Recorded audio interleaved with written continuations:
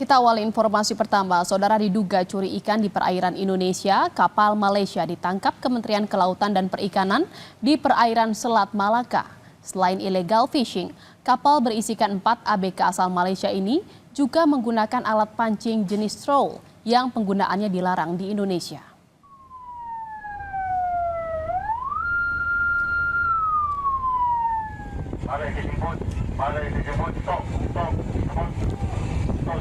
Pengejaran kapal ikan berbendera Malaysia ini dilakukan kapal pengawas Orca 03 milik Kementerian Kelautan dan Perikanan Indonesia di perairan Selat Malaka.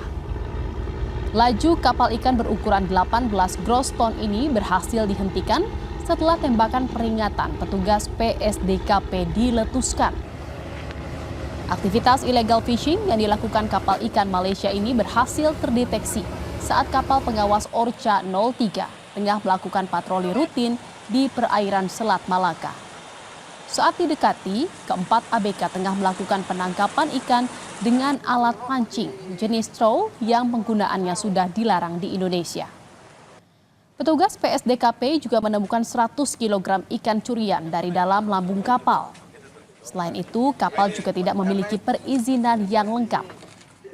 Untuk proses hukum, para ABK berkewarganegaraan Malaysia beserta kapal dan muatannya dibawa ke kantor PSDKP Batam.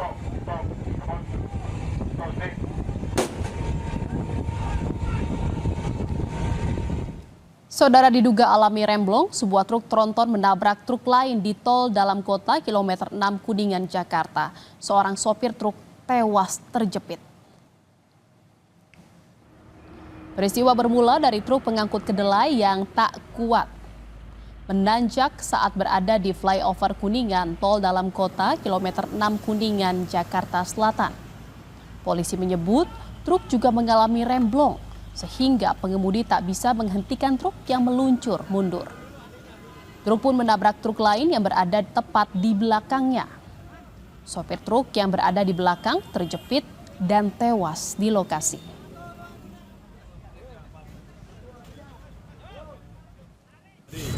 Antara truk tronton, lawannya truk tronton juga. Sementara korban yang di belakang justru meninggal dunia, yang bawa alat-alat bangunan. Sedangkan yang di depannya itu informasinya tuh remblong. Sementara korbannya, sopirnya melarikan diri.